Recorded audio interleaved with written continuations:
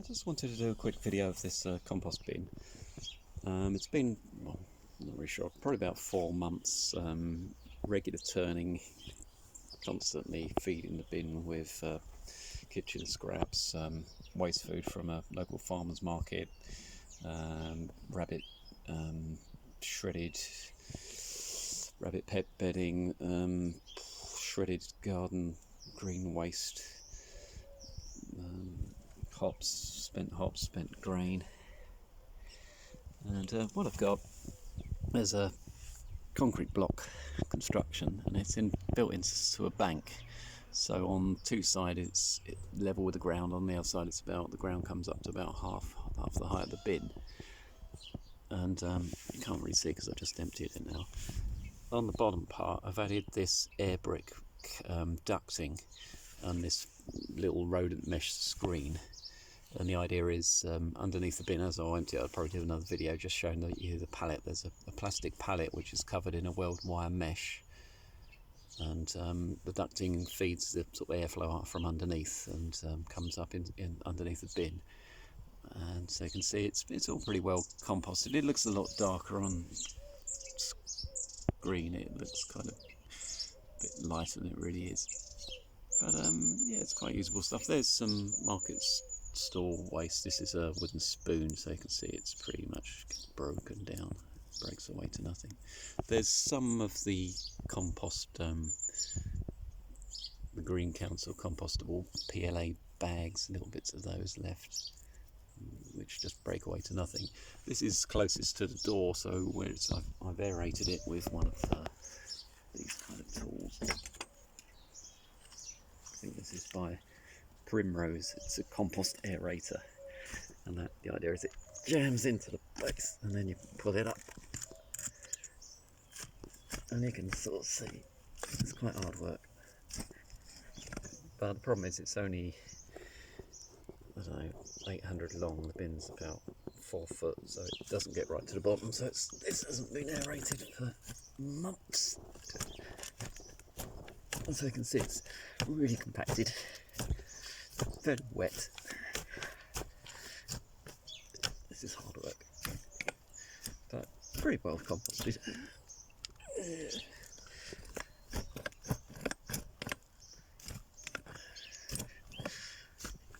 That's pretty nice stuff. There's some leaves that haven't completely broken down. There's always pockets where it gets hotter, pockets where it stays a little bit colder. And that is so hard, isn't it? Oh, blimey. But really, it's quite enough of that. What I wanted to show you was some of the PLA compostable food packaging, and this is all I could find so far. I think there's about 50 of those in there. This was the nearest door, so they haven't been quite as well insulated. But this is the compostable PLA packaging, and this is broken up just with aeration. It's really brittle. I'm not too worried about these. I'll probably just go back into the bin. There's some of the council kitchen waste scraps.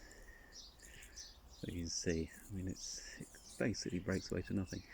Some of the plastic in there's bits of silver foil, food waste from the market sometimes that goes in there a little bit, little bits of plastic, it's sort of ribbons and things and packaging, little bits of plastic from envelopes and cardboard that have just gone in.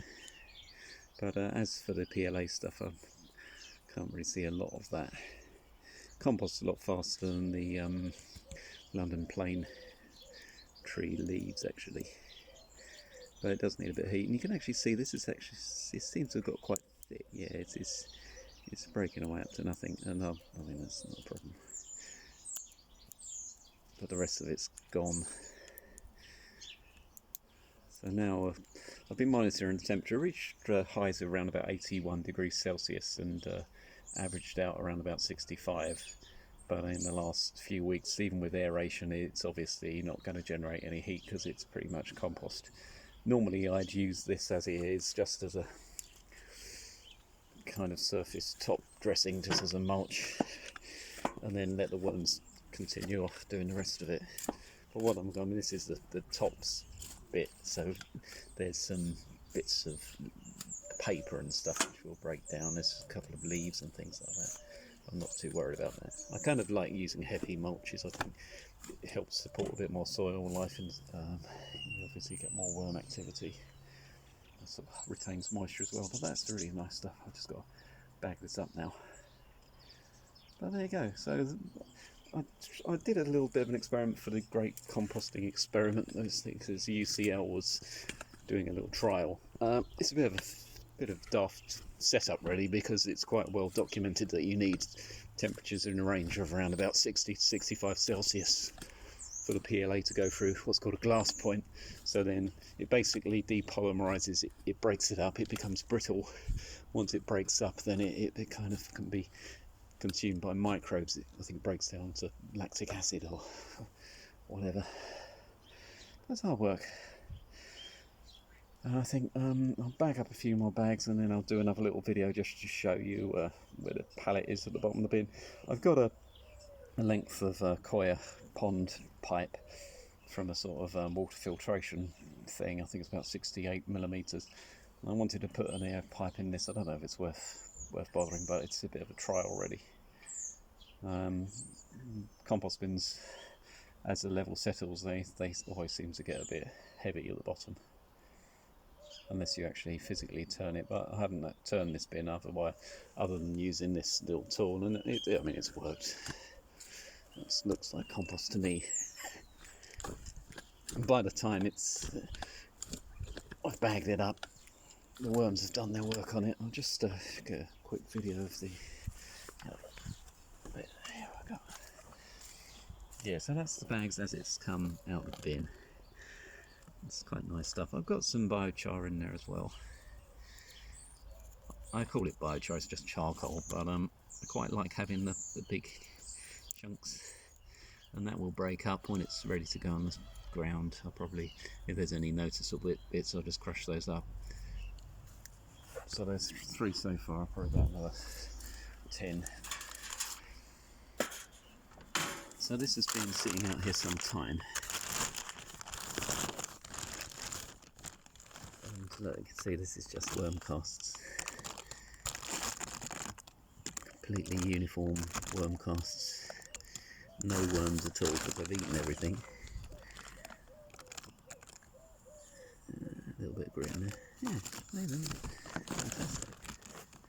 Still got some weed seed coming up. A couple of bits of stone. I'll sometimes get an old pot or something. Get out. That's madness, isn't it? Can't believe it.